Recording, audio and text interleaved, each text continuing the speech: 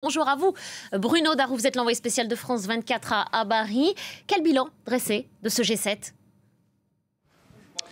Écoutez, finalement, un bilan en demi-teinte parce que ce G7 est apparu un peu comme un club où la majorité des dirigeants étaient quand même affaiblis à cause de problèmes chez eux. Rishi Sunak qui va affronter des élections périlleuses d'ici 3 semaines. Emmanuel Macron, bien sûr, avec sa décision de dissoudre l'Assemblée nationale. Joe Biden qui va affronter aussi une élection difficile au mois de novembre. Olaf Scholz dont le parti n'est arrivé qu'en 3e position. Donc voilà, des dirigeants fragilisés, sauf Giorgia Meloni, dont le parti est arrivé en tête aux élections européennes. Donc il y avait cette ambiance un peu qui était là quand même, mais on a abordé, vous l'avez dit, pas mal de dossiers. On retiendra surtout le prêt de 50 milliards à l'Ukraine. Il doit être opérationnel d'ici la fin de l'année. C'est maintenant aux techniciens de faire leur travail.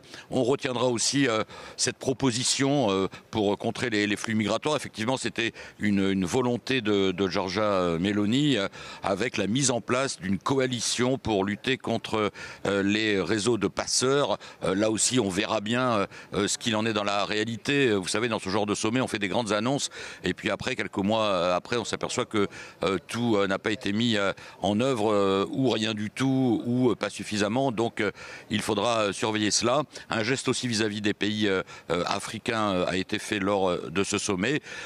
Et puis, bien sûr, une tentative de pression sur la Chine pour qu'elle ait des pratiques commerciales un peu plus équitables. Et puis vous avez relevé cette tension assez palpable entre Emmanuel Macron et Giorgia Meloni. Alors oui, selon l'entourage de Giorgia Meloni, effectivement, la présidente du Conseil italien aurait accusé le président français de vouloir instrumentaliser ce G7 à des fins de politique intérieure. Alors c'est vrai que Emmanuel Macron n'a pas fait de conférence de presse, il s'est exprimé 2 fois devant nous, devant les journalistes, à l'extérieur du bâtiment où se déroulait le sommet.